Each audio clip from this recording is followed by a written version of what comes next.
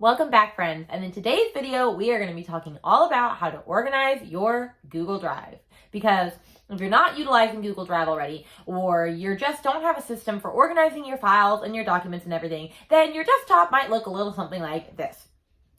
And it's chaotic, it's not organized, you never know where to find your files, so it's literally taking you like 20 to 30 minutes to find the one document that you needed, and then you realize that that's not even the most recent copy of that document, and it just turns into this never-ending spiral. Wouldn't you be or feel so much better if your files looked like this?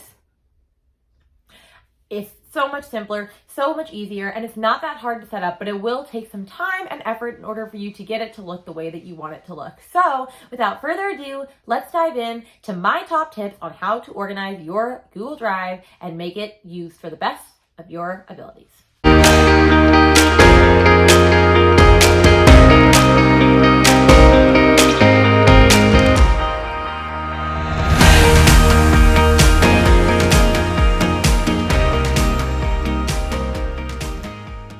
Okay, so what's great about Google Drive is that it is cloud-based. So it stores all of your documents and files on the cloud so that you are able to get into it from your computer, your laptop, your tablet. You don't have to carry a jump drive around to access all of your stuff, which I hope that you've never had that tragic incident where you store your whole life on your jump drive and then you end up losing or misplacing your jump drive and you're just screwed and out of luck. That is why you need to be implementing and utilizing Google Drive. So let's get into the good stuff. Tip number one is to create folders.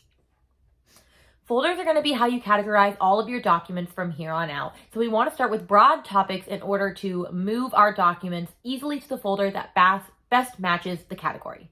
You're simply going to click Add New, click Folder, and then type in the name of whatever you want the folder to be titled. I like to use all caps. That is just a personal preference. Now, you want to make as many folders as you need to cover your main categories. I'm going to be showing you clips of my Google Drive folder that I currently use for my teacher stuff. My three main categories are lesson planning, teacher biz, and TPT, which is teachers pay teachers. You want to make sure that all of your overarching titles, they make the most sense to you and that it's easily understandable what type of materials are going to go into each of your primary folder names.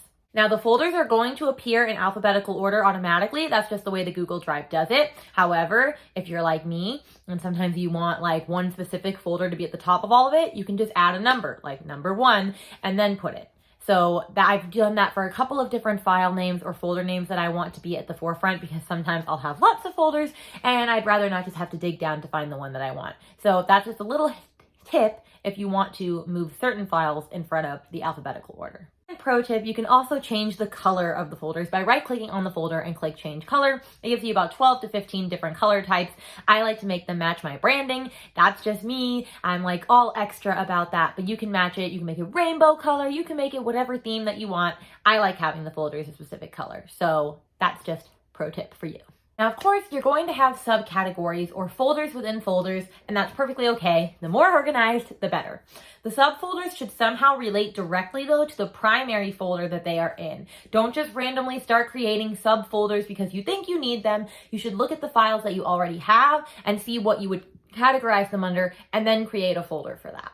You're simply going to repeat the same process as earlier. Click Add New, click Folder, and insert the name of your folder. I like to save myself a step and actually click into the primary folder first and then click Add New and Folder. Otherwise, you're just going to have to drag and drop it, which only takes like 1 or 2 seconds more. But like I said, I'm all about utilizing time and saving time for y'all. So that's an extra pro tip.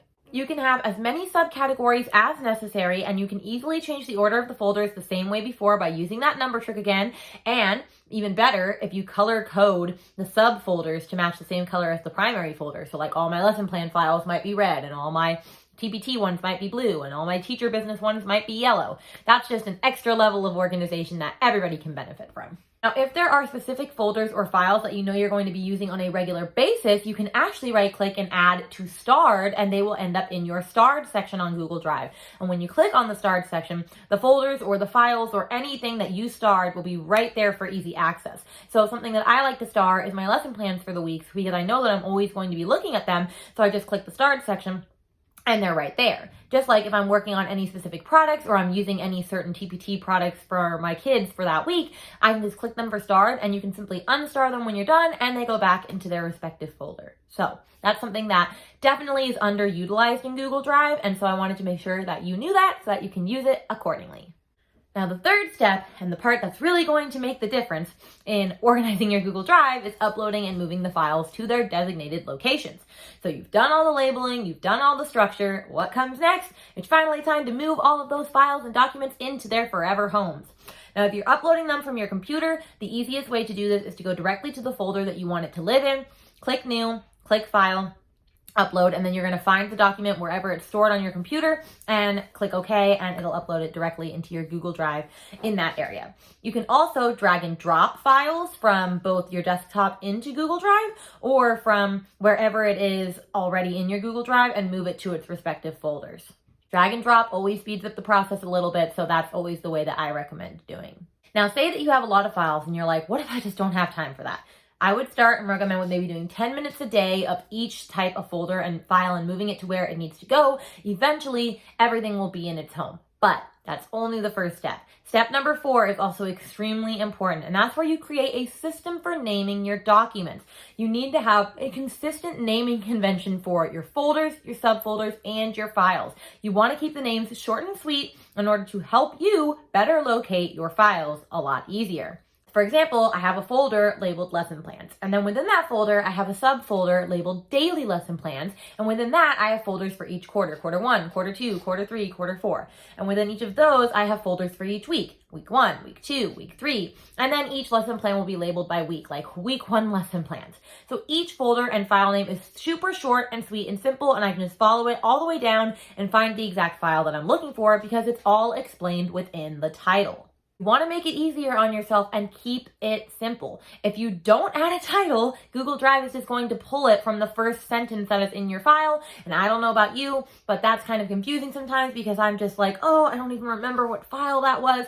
So you want to, a pro tip is to actually edit the name of the file as you're creating the file. I don't always remember to do that, and then it just kicks me in the butt later.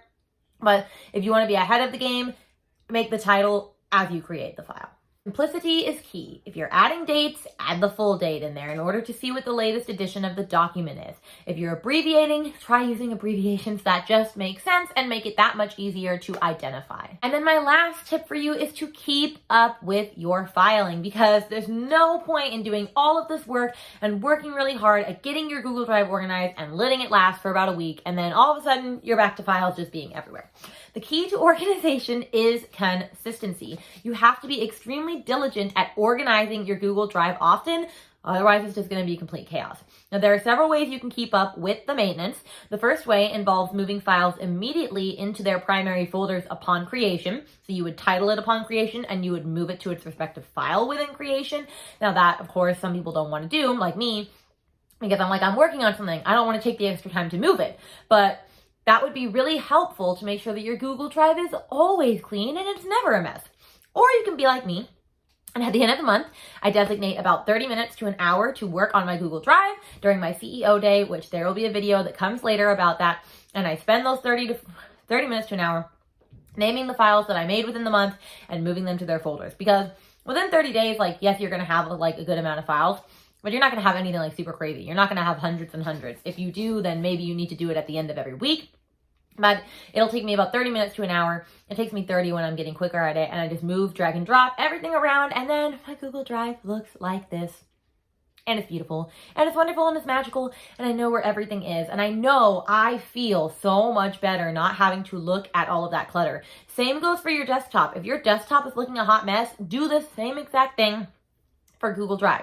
My desktop folder currently looks like this. I made all of these folders myself. I'll also have a video on how to do that because it just makes things look so much better. But when your brain actually processes and is less productive when you see clutter. There's scientific studies proven for that, all of that sort of thing. So if you can reduce the amount of clutter in your life, you're going to be able to enhance the level of productivity in your life.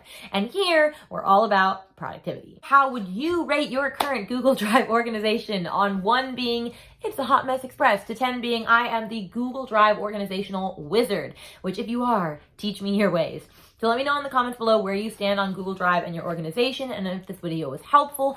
I'm really glad to continue to making these videos for you. I'm going to have them every Monday and Friday now because YouTube is just my jam and I'm really, really loving it. So hope you stick around. You can always, click on the subscribe button so that you are able to follow along and hit the little bell notification if you want to know when new videos are released every Monday and Friday. And with that, I will see you guys next time. Bye.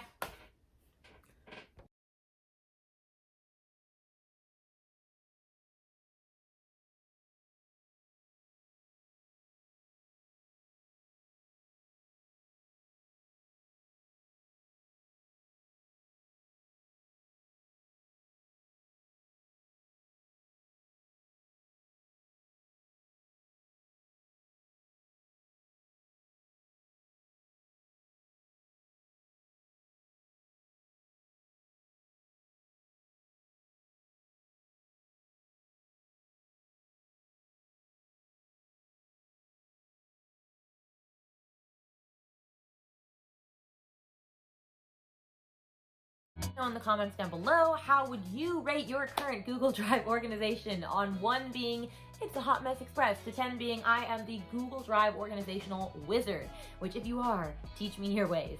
So let me know in the comments below where you stand on Google Drive and your organization, and if this video was helpful. I'm really glad to continue to making these videos for you. I'm going to have them every Monday and Friday now because YouTube is just my jam and I'm really, really loving it. So hope you stick around. You can always click on the subscribe button so that you are able to follow along and hit the little bell notification if you want to know when new videos are released every Monday and Friday. And with that, I will see you guys next time. Bye.